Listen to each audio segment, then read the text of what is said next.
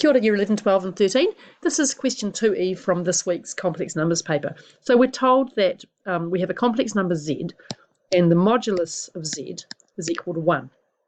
Z is not equal to 1 and we have to prove that 1 plus z over 1 minus z is purely imaginary. So let's just start by thinking about what the modulus of z being 1 looks like graphically.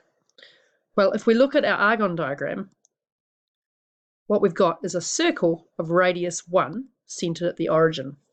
So if the modulus of z is equal to 1, we'll start by saying let z equal x plus iy, and the modulus of z is equal to this.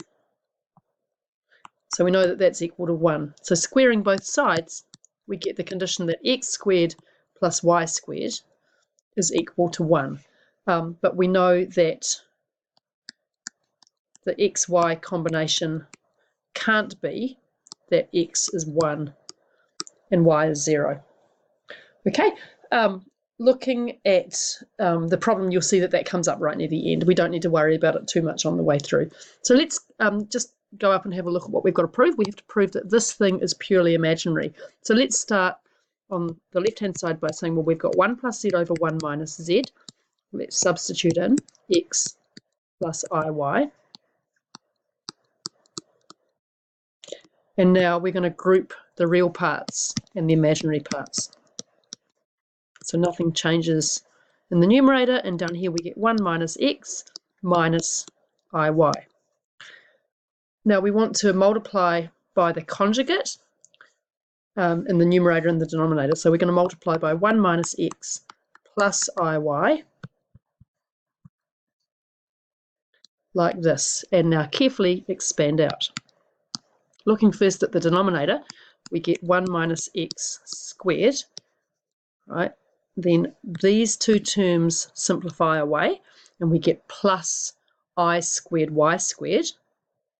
Sorry, we get minus I squared y squared, which gives me just plus y squared. Now let's turn to the numerator where we have to be a little bit more careful. Put some brackets in.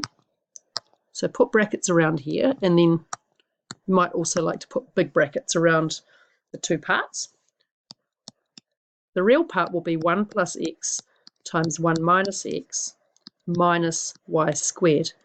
And the imaginary part will be I times y times 1 minus x plus y times 1 plus x. Right, so that's that bit there, and then that bit there. We just have to clean it up. We're just about finished. You can see you've got a difference of two squares. So we've got 1 minus x squared minus y squared plus I times y minus xy plus y plus xy divided by this. You can probably see already what's going on here. We've got 1 minus x squared plus y squared plus I times 2y over the denominator.